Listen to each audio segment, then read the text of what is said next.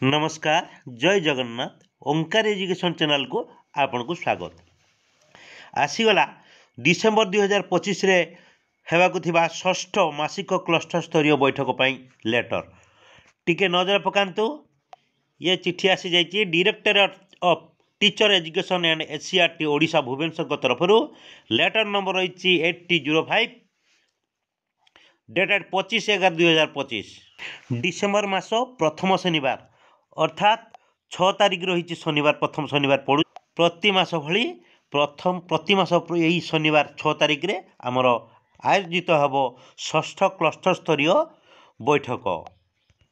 आसतु जानिबा एई षष्ठ क्लस्टर स्तरीय बैठक रे डिसेम्बर 2025 6 तारिख रे आलोचना हेबाकु थिबा कार्यसूची गुड़िक कौन रही देखु विषय वस्तु रही स्वागत एवं कार्यसूची सूचना प्रदान समय अवधि रही 10 टारू 10:15 दुई रही पूर्व बैठक विषय आलोचना 10:15 ରୁ 10:30 तीन रही डिसेम्बर मासर शैक्षिक कैलेंडर शिशु बाटिका प्रथम द्वितीय तृतीय श्रेणी रही 10:30 ରୁ 10:50 चतुर्थ रही श्रेणी परिचालना बहुश्रेणी भाषा और संख्यागान पाठटिका शिक्षक गतिविधि योजना प्रस्तुति उपस्थापना 10:50 ରୁ 1 पर्यंत तापर मध्याह्न विरति रही पंचम रही विद्यालय परिदर्शन और आलोचना बेस्ट प्रैक्टिसेस 2टारू 2:20 6 रही जिला भित्तिक शैक्षिक आलोचना शिक्षण सोपान रेजिस्टर 2:20 ରୁ 2:55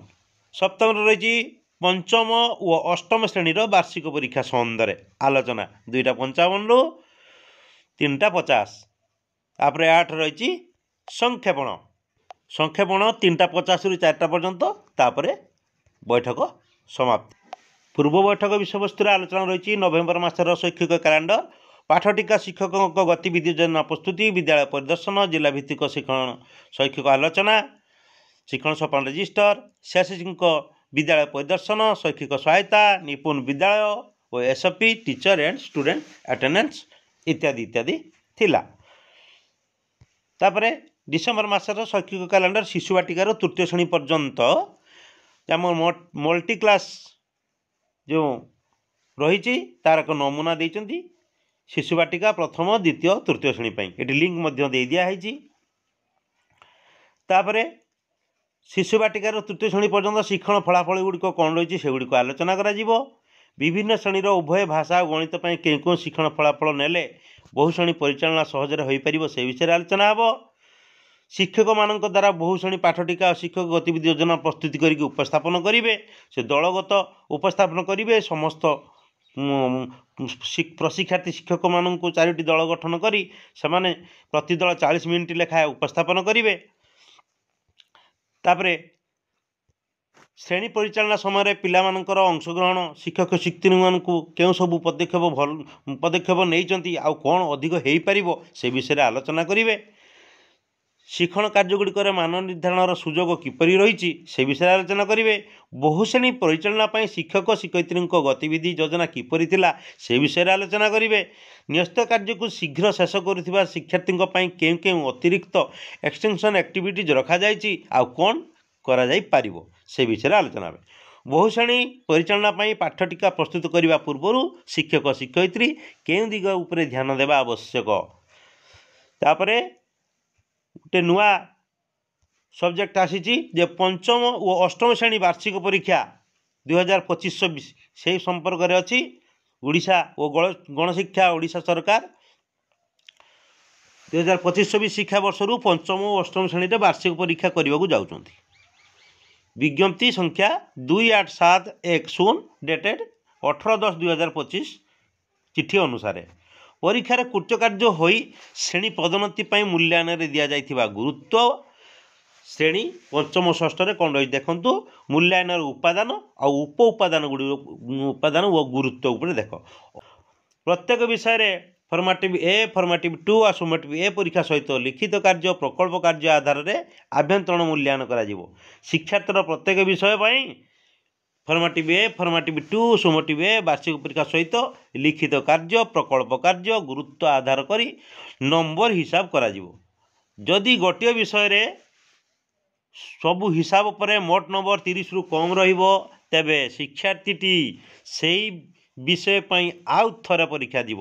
ତେଣୁ ଶିକ୍ଷକ ବନ୍ଧୁମାନେ ଟିକେ ଧ୍ୟାନ ଦିଅନ୍ତୁ, ପିଲାମାନେ ଯେପରି 30ରୁ କମ୍ ନମ୍ବର ରଖିବେ ନାହିଁ। ବିଦ୍ୟାଳୟରେ ସେଇ ବିଷୟରେ 4ରୁ 6 ସପ୍ତାହ ପ୍ରତିକାରମୂଳକ ଶିକ୍ଷାଦାନ ପରେ ଶିକ୍ଷାର୍ଥୀଟି ପୁନଃ ସମୀକ୍ଷା ହେବ। ଏହି ପୁନଃ ପରୀକ୍ଷାରେ କେବଳ ସେହି ପରୀକ୍ଷାରେ ରଖିଥିବା ନମ୍ବରକୁ ହିସାବକୁ ନିଆଯିବ, ଅଭ୍ୟନ୍ତରୀଣ ମୂଲ୍ୟାୟନର ନମ୍ବରକୁ ନିଆଯିବ ନାହିଁ। ପ୍ରଶ୍ନପତ୍ର ପ୍ରସ୍ତୁତି ପାଇଁ ଶିକ୍ଷଣ ଫଳାଫଳ ଆଧାରିତ ପ୍ରଶ୍ନ ଉପରେ ଗୁରୁତ୍ୱ ଦିଆଯିବ। ଲିଖିତ କାର୍ଯ୍ୟ ପାଇଁ ଦେଇଛି ନିୟମିତ ଶ୍ରେଣୀରେ ସମ୍ପାଦିତ ହେଉଥିବା କାର୍ଯ୍ୟଗୁଡ଼ିକୁ ଅନ୍ତର୍ଭୁକ୍ତ କରେ, ଯେପରି ପାଠ୍ୟପୁସ୍ତକରେ ଥିବା ଅଭ୍ୟନ୍ତରୀଣ କାର୍ଯ୍ୟ, ନ୍ୟସ୍ତ କାର୍ଯ୍ୟ, କାର୍ଯ୍ୟଫର୍ଦ୍ଦ, ଶ୍ରୁତଲିଖନ, ହସ୍ତାକ୍ଷର ଇତ୍ୟାଦି।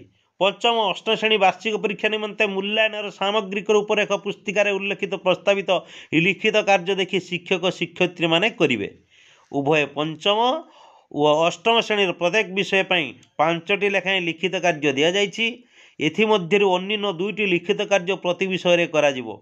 2ଟି ଲିଖିତ କାର୍ଯ୍ୟ ମଧ୍ୟରୁ ଯେଉଁଥିରେ ଶିକ୍ଷାର୍ଥୀଟି ଅଧିକ ନମ୍ବର ରଖିଥିବ ସେହି ନମ୍ବରକୁ ଗ୍ରହଣ କରାଯିବ। ଲିଖିତ ପାଇଁ ସୂଚକ ଆଧାରରେ ଶିକ୍ଷାର୍ଥୀଙ୍କୁ ନମ୍ବର ଦିଆଯିବ। ପଞ୍ଚମ ଶ୍ରେଣୀରେ ଅଧିକ ଲିଖିତ କାର୍ଯ୍ୟ ପାଇଁ 10 ନମ୍ବର ରହିବ ଓ ଅଷ୍ଟମ ଶ୍ରେଣୀରେ ପ୍ରତ୍ୟେକ ଲିଖିତ ପାଇଁ 5 ନମ୍ବର ରହିବ। ପଞ୍ଚମ ଶ୍ରେଣୀ ଓଡ଼ିଆ ସୂତ୍ର ଲିଖନ, ଚିତ୍ର ପଠନ, ଶିକ୍ଷକ ନିଜ ମନରୁ 5ଟି ବାକ୍ୟ କହିବେ, ସେ ଲେଖିବେ। ଚିତ୍ର ଯେକୌଣସି ଗୋଟେ ଚିତ୍ର ଦେବେ, ଚିତ୍ରକୁ ଦେଖି 2-3ଟି ବାକ୍ୟ ଲେଖିବେ। ଏଟା ହେଉଛି ସୃଜନୀୟ ଲିଖନ ବା ଚିତ୍ର ପଠନ ଲିଖନ ବି ହେଇପାରେ। ଗଣିତ ବହି ପୃଷ୍ଠା 188 ସମୟ ମାପରେ ଥିବା 10ଟି ପ୍ରଶ୍ନକୁ ଖାତାରେ ଲେଖି ଉତ୍ତର କରିବାକୁ ଦିଆଯିବ। ଏଭଳି କେତେକ ରହିଛି ଏହି ଷଷ୍ଠ MCM ବୈଠକ ଆମର କାର୍ଯ୍ୟସୂଚୀ ଅନୁସାରେ ଟିକେ ନଜର ପକାନ୍ତୁ। ଏ ଥିଲା ଆମର ଷଷ୍ଠ MCM ବୈଠକର କାର୍ଯ୍ୟସୂଚୀ। ଆଜି ପାଇଁ ଏତିକି, ପୁଣି ଦେଖା ହେବ ନେକ୍ସଟ ଭିଡ଼ିଓରେ। ଜୟ ଜଗନ୍ନାଥ।